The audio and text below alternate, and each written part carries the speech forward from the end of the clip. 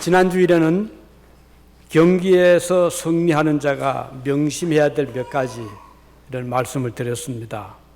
지금 이제 일본에서 이제 올림픽도 곧 마감이 되겠죠.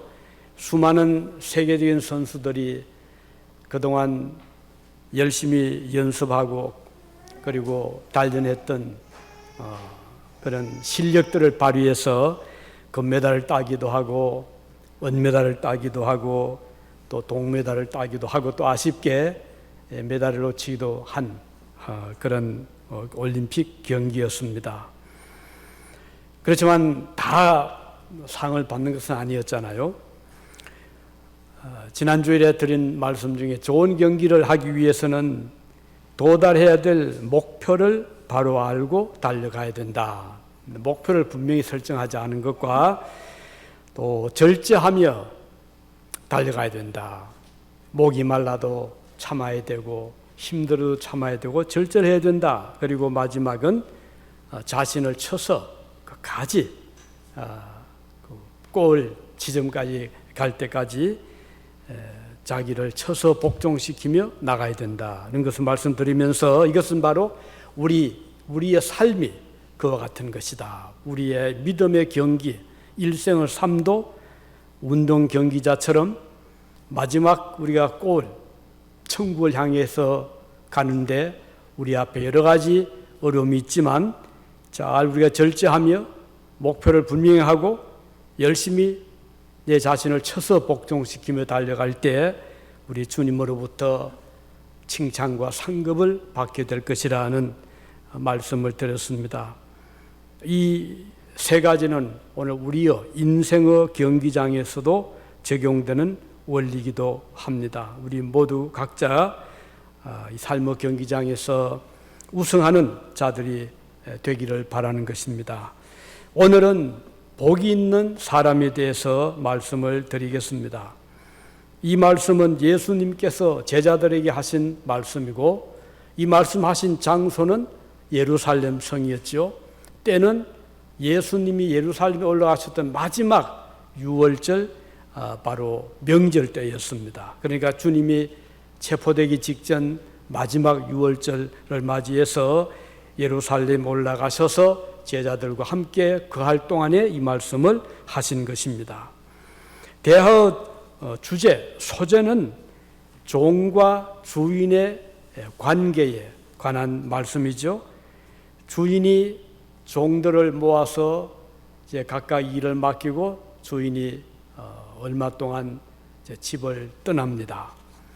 그리고 종들에게 내가 없는 동안에 너희들은 이 집 안에 있는 우리 권속들, 식구들, 모든 여기 있는 자들에게 그때그때 양식을 꺼내어서 잘 제공을 해서 굶지 않도록, 배고프지 않도록, 병들지 않도록 보살펴 주어라. 그리고 집안에 있는 가축까지도 양 또는 개 또는 돼지 할 것 없이 이런 가축들도 잘 보살펴 주어라 하는 부탁을 했겠죠. 이렇게 해서 이제 주인이 떠난 다음에 이제 한참 뒤에 주인이 돌아와서 과연 부탁한 대로 종들이 그 권속들을 잘 보살펴 주었는가 하는 것을 이제 주인이 이제 체크를 하겠죠. 점검하겠죠. 그래서 온 권속들이 건강하게 그동안 아무 탈 없이 때를 따라 양식도 공급받고 또 잘 이렇게 지나는 것을 보면 주인이 너무 기뻐할 것이고 그 수고한 종들을 많이 칭찬해 줄 것입니다. 그리고 종들에게는 또 상도 주지 않겠어요? 선물도 주지 않겠습니까? 그리고 주인은 종들을 신임하고 정말 훌륭한 종들이다 하고 앞으로 더 많은 일도 맡길 수 있고 집안에 있는 모든 것을 마음을 놓고 맡길 수가 있을 것입니다. 이런 종은 참으로 행복하다 할 수 있겠죠. 왜냐하면 주인에게 신임을 얻고 있기 때문입니다. 본문에 나타난 주인과 종의 비유에서 그러면 주인은 누구고 종은 누구를 가리킬까요? 주인은 천지 만물을 지으신, 우리를 창조하신 하나님 아버지가 우리의 주인이십니다. 그리고 종은 하나님께서 창조하신 그의 자녀들, 그의 백성들, 오늘 저와 여러분들이 바로 주님의 종이라고 할 수가 있는 것입니다. 우리 모두는 하나님의 종들입니다. 우리는 하나님께서 지으신 이 세상이라는 큰 집안에 우리가 살고 있잖아요. 그리고 우리의 주인이신 하나님은 우리 모두에게 세상을 이제 맡겨 주셨습니다.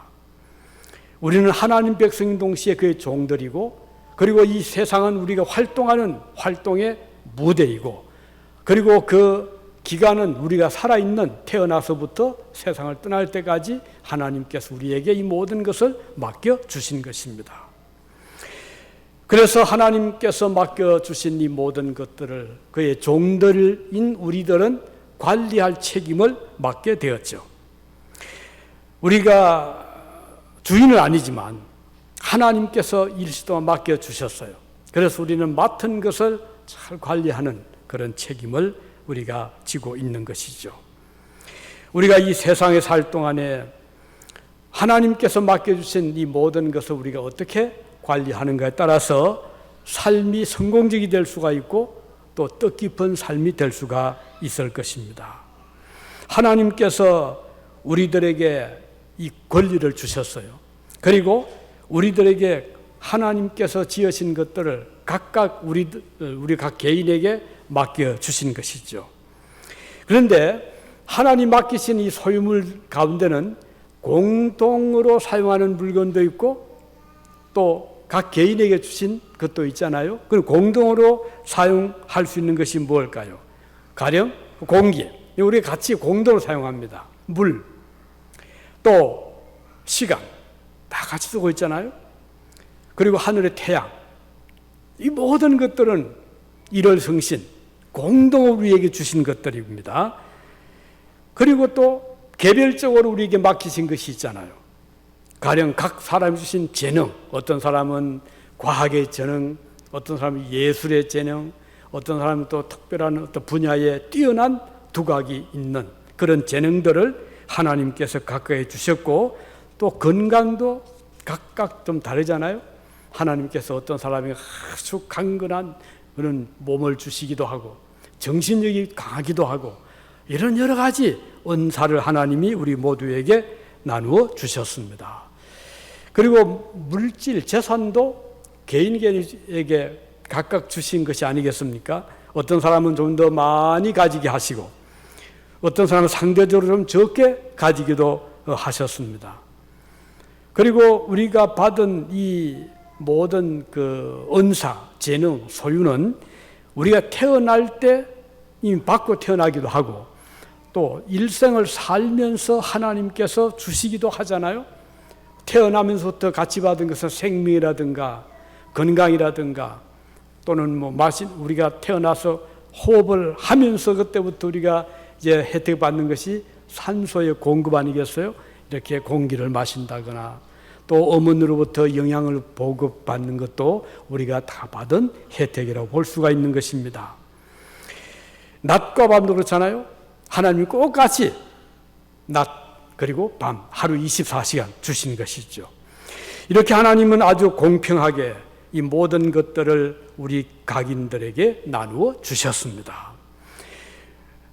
물론 이제 차이는 좀 있을 수 있죠. 개인적으로 어떤 사람은 더 많은 재산, 더 많은 재능, 더 많은 건강을 주시기도 하셨고 어떤 사람은 좀 더 적게 주시기도 하셨습니다. 그런데 이제 물론 국가의 어떤 그 체제에 따라서 가령 자유민주 국가 미국 같은 나라는 개인의 자유를 하나님 많이 우리에게 주셨잖아요. 또 공산주의, 전제주의, 독재 국가에서는 개인의 자유를 엄청나게 제약을 시켜서 사람들이 아주 얽매여 살고 있는 이런 현실입니다. 그런데 제사마에도 우리 자유민주 국가에서 차이가 많잖아요. 그래서 어떤 사람은 집이 있기도 어떤 사람은 집이 없기도 하고 렌트를 얻어 살기도 하고 큰 집, 작은 집, 아파트 할 것 없이 여러 가지 하나님이 은사들을 베풀어 주셨습니다. 그리고 이제 많은 토지를 소유한 사람도 있고 또 적게 소유한 사람도 있습니다. 그런데 주님께서는 이런 것들을 가지고 우리 하나님의 판단은요, 하나님의 평가는요, 복 있는 사람은 또 다릅니다. 우리가 보는 평가하고 하나님 평가는 다른데 오늘은 하나님이 복 있는 사람을 어떤 자로 평가하고 있는가, 이 점을 말씀을 드리겠습니다. 매우 중요한 거거든요. 가령 이제 우리가 잘 평가를 못하면 사실 굉장히 불행하게 될 수 있습니다. 미국이 세계에서 제일 잘 살지만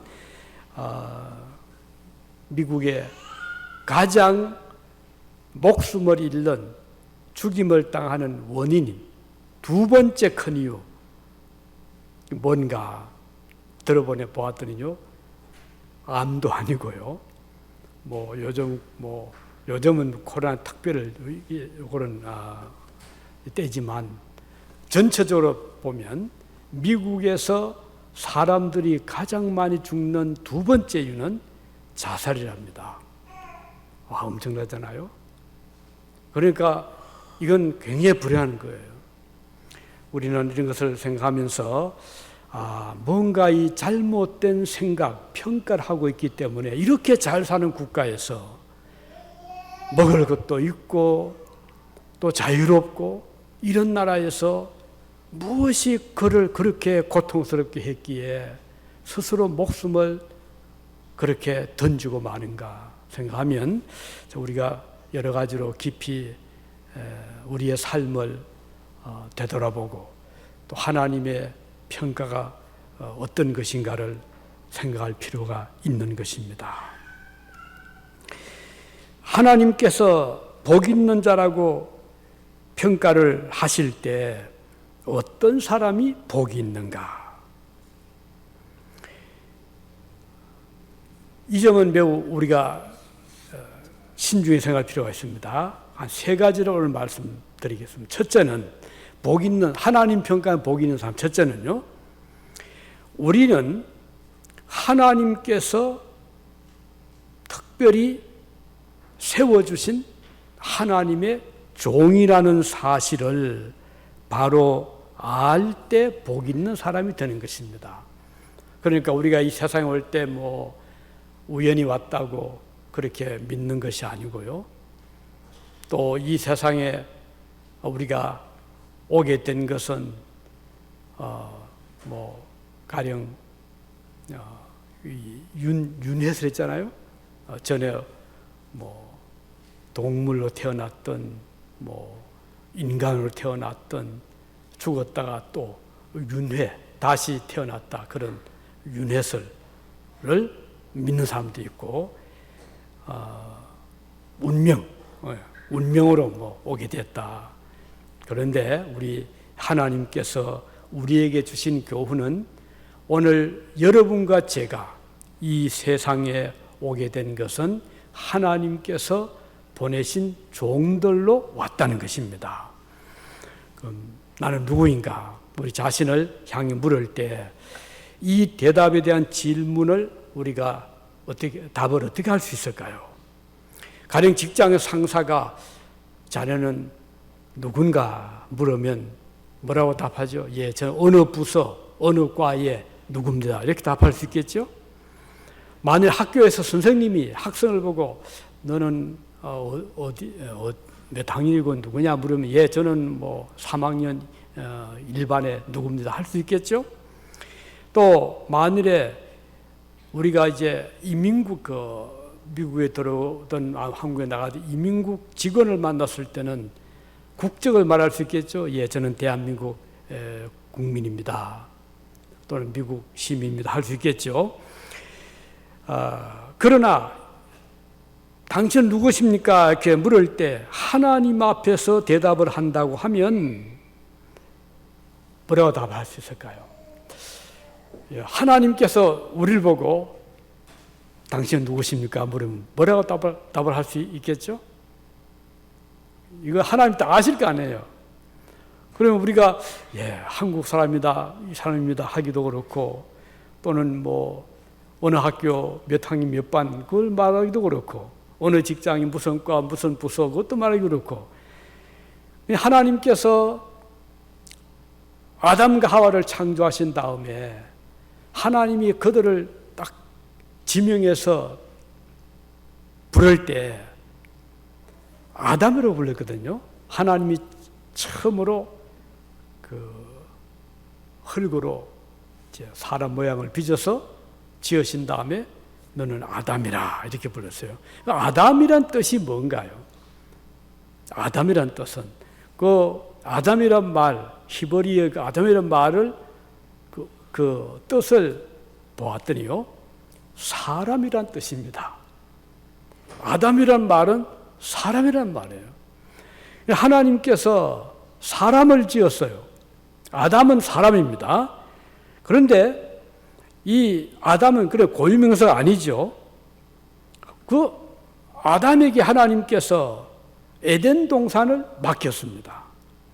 에덴 동산은 모든 것이 갖추어진 곳이죠. 꽃도 있고 과일도 있고 나무도 있고 풀도 있고 물도 있고 하늘 딱 있었거든요. 그리고 아주 이상적인 공기도 좋고 기후도 좋고, 그러면서 하나님께서 아담에게 이 동산의 모든 것을 관리를 해라, 마치 정원사가 관리하듯이 그 사람에게 그 에덴 동산을 관리하도록 맡겨 주셨습니다. 그리고 이제 하나님께 이제 보시니까 혼자 있으니까 외롭잖아요. 그래서 갈비뼈로 하와를 만들었어요.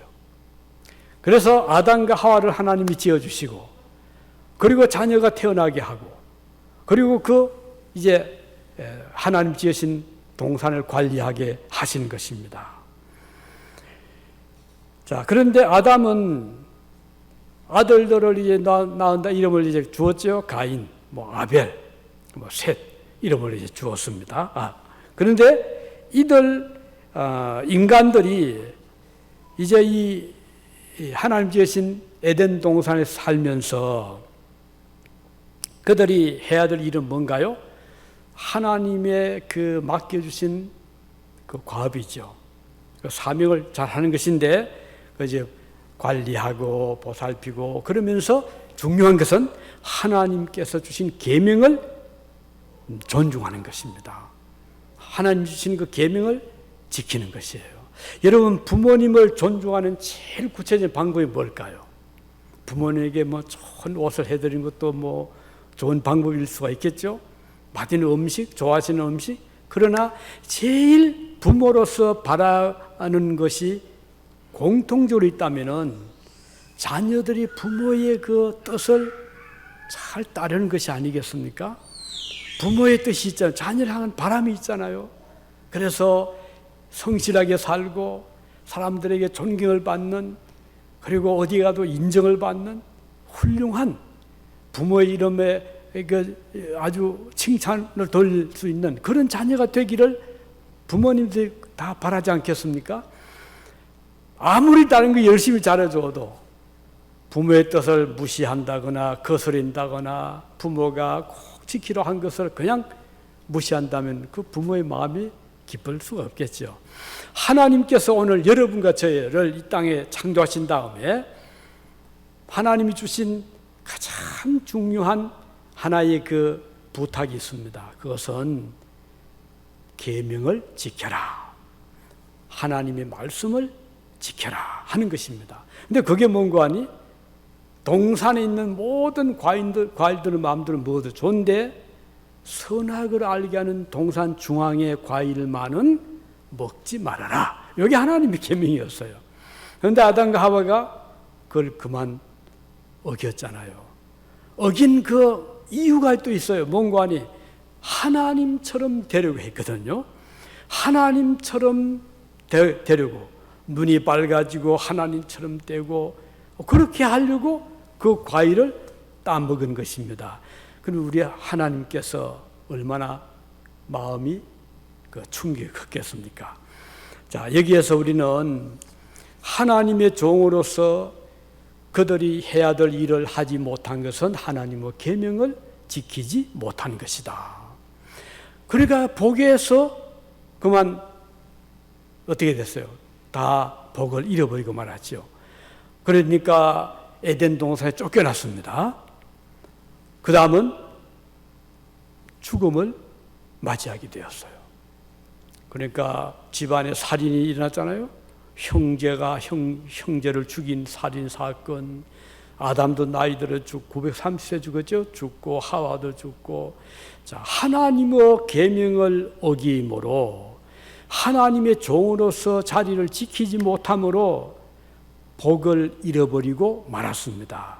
그런데 우리가 이제 복 있는 자로 다시 회복되는 방법은 하나님의 그 계명을 종으로서 잘 지키는 것. 우리는 하나님의 종이라는 것을 항상 생각하는 것. 나는 내 위에 우리 주인이 계신다. 우리의 주인 하나님이 내 위에 계신다. 이 생각하면 항상 우리는 하나님의 보호 아래 살게 되는 것이죠. 우리는 하나님의 종들이 하나님 자녀들이다. 이것을 아는 사람이 복이 있다는 것이에요. 이런 사람은 하나님 앞에서 before God이죠. before God, 코람데오 하나님 앞에서 우리가 살아가니까 사람을 만날 때도 우리 위에는 아버지가 계신다. 그러니까 이 사람에게 내가 정직해야 되고 이 사람을 내가 진심으로 대해야 되고 이 사람을 존중해야 되고 이런 마음을 가지게 되잖아요. 왜? 하나님 우리 위에 계시고 또 이 사람도 나와 같이 하나님이 지으신 소중한 존재라는 것을 알게 되기 때문입니다. 이것이 바로 기독교의 기본적인 인생관이고 우주관입니다. 우리는 하나님의 종들이다. 나는 그 자존적인 존재가 아니다. 나에게 있는 모든 자유는 하나님 주신 그 범위 안에 있는 것이다. 물고기가 자유롭게 온 바다를 헤엄칠 수 있습니다. 그러나 물고기에는 자유가 그렇게 많지만 벗어나서 안 될 그 어떤 한계가 있죠. 물을 벗어나서는 안 된다. 마찬가지로 우리가 하나님 주신 자유를 다 누리고 사는데 하나님의 계명을 벗어나는 것은 그것은 잘못된 것이다 이 말입니다.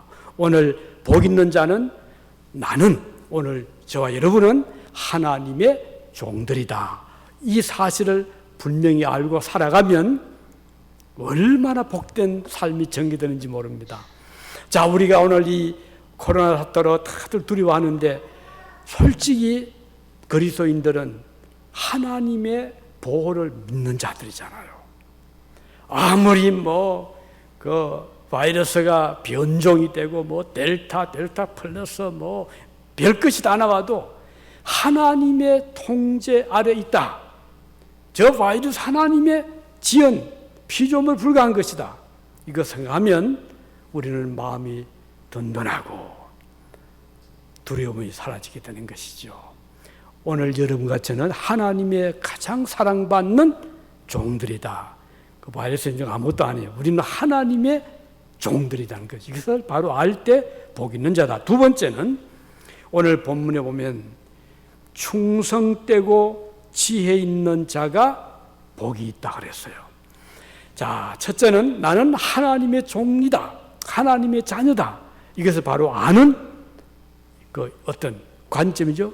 인생관이죠. 두 번째는 나에게 주어진 사명은 충성과 지혜다. 충성되다는 말은 무슨 뜻인가?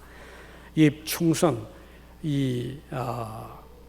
마태복음에 이 기록된 그 원어가 그리스 말이잖아요. 헬라어, 그리크. 이 그리크로는 이 말이 피스토스라는 말입니다. 여기에서 영어가 된 것이 faith라는 말이 나왔거든요. 피스토스, faith, faithful. 그러니까 충성이라는 단어가 영어로 faithful 하면 뭐죠? 믿을 만하다, 신임할 만하다 하는 뜻이 충성이란 말입니다. 그러니까 믿을 만하고 신실하고 신뢰할 만하고 신임할 만한 그런 존재다 이런 뜻이거든요. 하나님께서 우리를 보실 때 나는 너를 믿을 만하다. 이런 사람은 복 있는 자라는 것입니다. 신뢰할 만해서 내가 너를 마음 놓고 부탁할 수 있다. 얼마나 복 있는 자입니까? 구약 성경에 보면 충성된 사람들의 모습이 여럿 있죠. 그 중에 한 사람이 아브라함입니다. 아브라함이 부름받았을 때 하나님께서 아브라함을 보시고 아브라함아 너 고향을 떠나라 이랬습니다. 그런데 하나님께서 아브라함에게 떠나라고 하시지만 어디로 하고 지명을 주지 않았어요. 요즘에 그 GPS를 보면 지명을 딱 찍으면 경로를 딱 이렇게 알려주잖아요. 그런데 아브라함 때는 GPS도 없었고요. 그리고 목표가 없었어요. 있었다 해도 GPS 무용지물입니다. 아브라함 시대는 왜? 하나님이 지명을 주시지 않고 떠나라 한 거예요. 아브라함이 만일 하나님을 신뢰하지 아니했다면 떠났겠습니까? 어디로 갈까요? 무조건 떠나. 아이고 제가 어디로 갈까요? 넌 몰라도 돼. 이렇게 하면 어떻게 돼요? 그런데 하나님은 아브라함에 그렇게 부탁한 거예요. 그런데 아브라함이 하나님 말씀을 듣고 어디로 가야 할지도 모르고 GPS도 없고 한데 아브라함은 고향을 떠났는데 부인 데리고 조카 데리고 이제 떠났습니다. 이걸 보면 아브라함이 참 하나님께 충성된 그런 자였다 하는 것을 알 수가 있는 것입니다. 만일에 저 같아도 불확실한 부름을 받았는데 아니 어디로 가요? 못 가잖아요. 그런데 하나님은 아브라함을 그렇게 불렀어요. 참 대단한 거죠. 아브라함이 그 말씀 듣고 따라간 거예요. 그래서 하나님은 아브라함을 보시고 복된 자라고 말씀을 했고 만민의 아버지라고 칭호를 주신 것입니다. 갈 바를 알지 못했지만 아브라함은 하나님께서 자기를 지으시고 자기를 불러주신 그 아버지 하나님이 그를 반드시 스텝 바이 스텝으로 한 걸음 한 걸음 인도해 주실 것을 그는 믿었던 것입니다. 이것이 바로 하나님을 신뢰하는 자의 모습입니다. 또 다른 사람 찾는다면 누굴 찾아볼 수 있을까요? 다니엘, 그리고 세 친구들 사드락, 메삭, 아벳누가도 친구 있잖아요. 이 청년들은 바벨론으로 포로로 끌려 잡혀간 어린 아이들이었어요. 그래서 이제 바벨론의 그 당시에 이제 세계를 이제 지배를 하고 있었기 때문에 그 중에 똑똑한 놈들을 이제 골라가지고 바벨론에서 교육을 시키고 그들의 사람 만들어가지고 그 나라로 이제 파견을 보내서 그 지역을 장악하려고 했거든요. 그 중 하나가 이 다니엘이었어요. 그런데 이 다니엘과 세 청년들이 이제 왕궁에서 좋은 음식을 먹으면서 좋은 그 대우를 받으면서 이제 교육을 받는데 문제가 생겼어요. 이 바벨론에는 하나님을 섬기지 아니했고요. 그 왕, 느부갓네살이라는 왕을 신격화 시켜가지고 그를 신처럼 섬기게 한 거예요. 마찬가지로 북한의 김일성을 뭐 신으로 그렇게 섬기듯이요. 그러니까 이 바벨론에 있던 유대 청년들이 이게 아주 난감하게 된 것이죠. 그래서 구체적으로는 이제 그 매일같이 그 신상 앞에 좋은 진미, 육림, 술, 고기 이런 것들 이제 앞에 차려놓고 제사를 지낸 다음에 그것을 가지고 와서 청년들에게 먹으라 내놓는 거예요. 이걸 다 보고 있잖아요. 그래서 이 청년들이 거부를 합니다.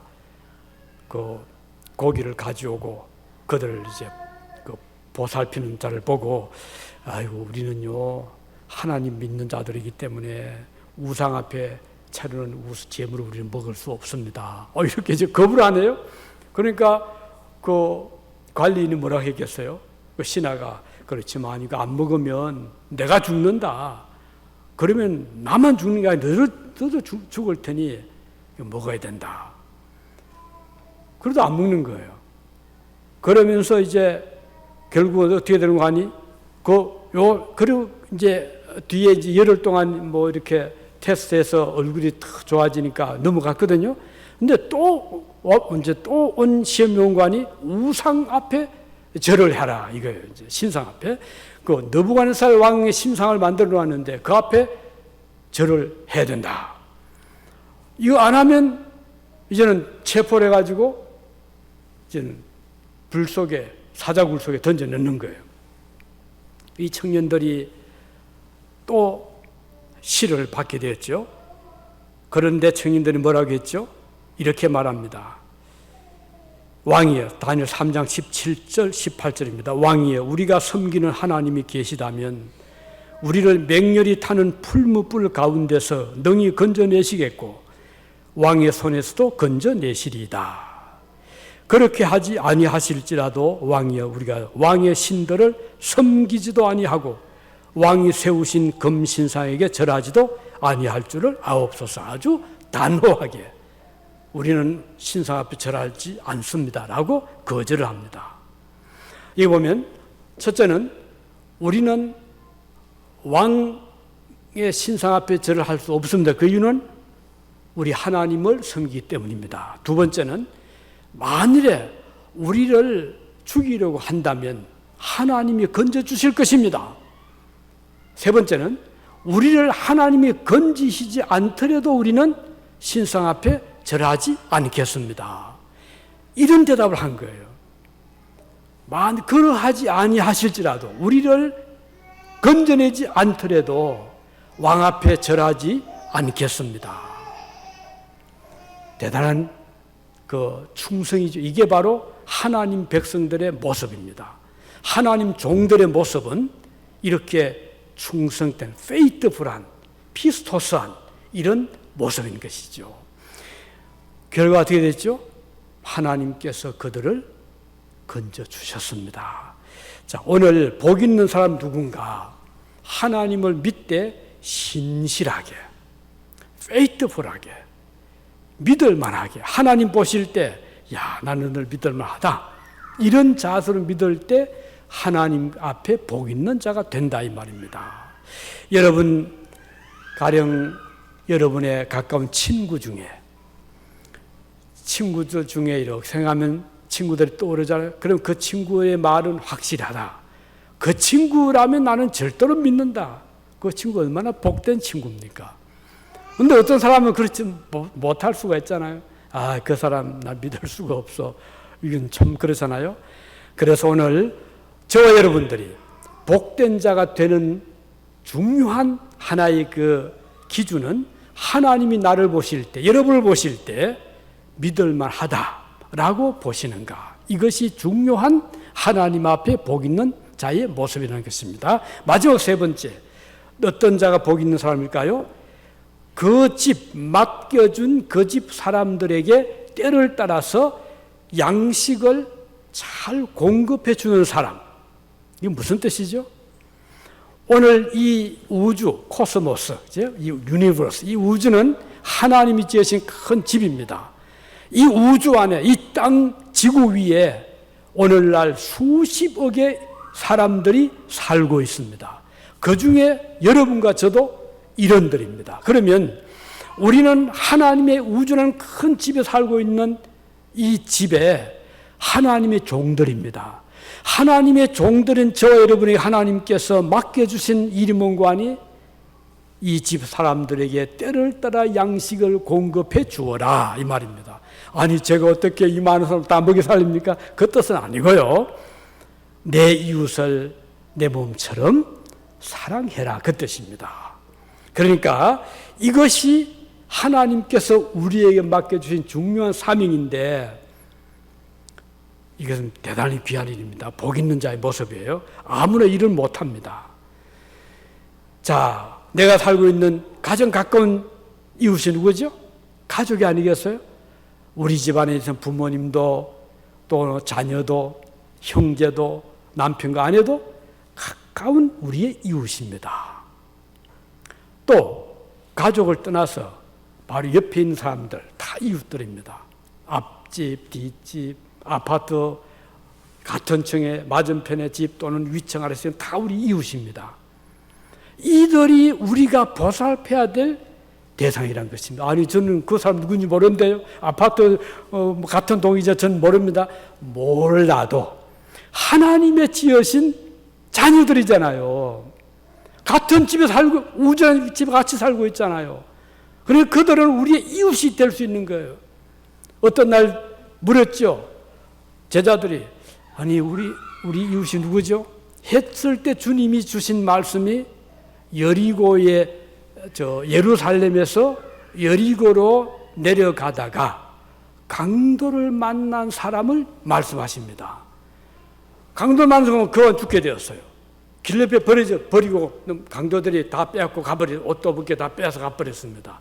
근데 거기를 지나가는데 제사장도 지나가고 또는 레위인도 지나가고, 그런데 이 사람들이 지나가다 보니까 아이고 강도가 나타났구나, 우리도 당할라 도망가 버립니다.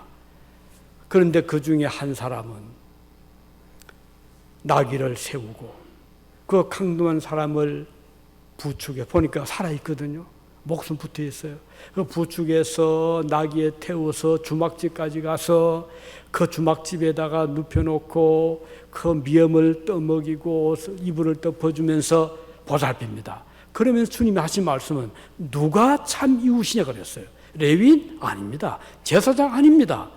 그를 도와준 바로 그 나그네, 그가 이웃이란 거예요. 오늘 저와 여러분들이 섬길 대상은 내가 알기 때문에 그건 아닙니다. 몰라도 우리는 그들을 도울 책임이 있는 것입니다.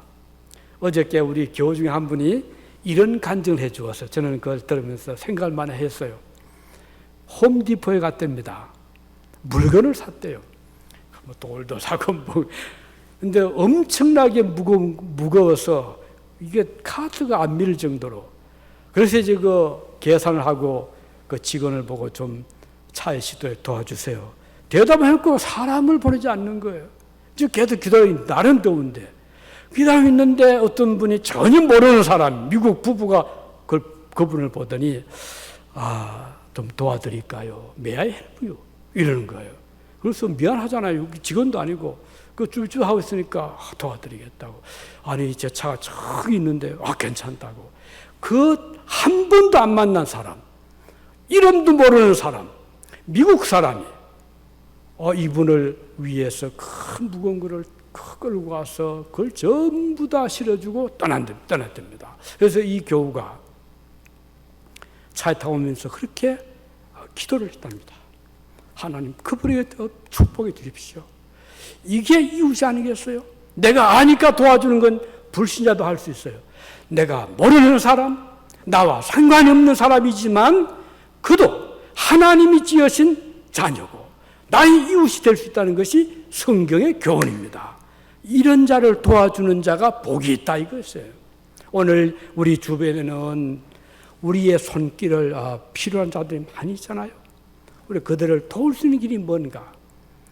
교회 안에도 있고 교회 밖에도 있고 낯선 사람도 있고, 그들을 우리가 적대적으로 대하지 말고 그도 하나님의 자녀다, 그도 나와 같은 집에 살고 있는 그의 백성이다 생각할 때 그에게 때를 따라 양식을 공급하는 종처럼 도와주고 사랑할 때 그는 복 있는 자다.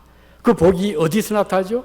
천국에 들어가면 하나님께서 상급으로 채워줄 날이 오는 것입니다. 그래서 오늘 여러분, 왜 이 세상에서 우리가 잘 살아야 됩니까? 잘 사는 거 가지고 돕기 위해서입니다. 물질이 있을 때 도와주고, 재능이 있을 때 도와주고, 힘이 있을 때 도와주고, 이게 복 있는 자란 말이에요. 내 혼자서 그 복을 누리고 살다 죽으면 의미가 없잖아요. 하나님께서 칭찬할 게 없잖아요. 그런데 그것을 활용해서 도와주고 사랑하면 우리 아버지 주인 되신 하나님께서 얼마나 기뻐하시고 축복해 주시고 복 있는 자 하지 않겠습니까? 이게 성경의 약속이거든요.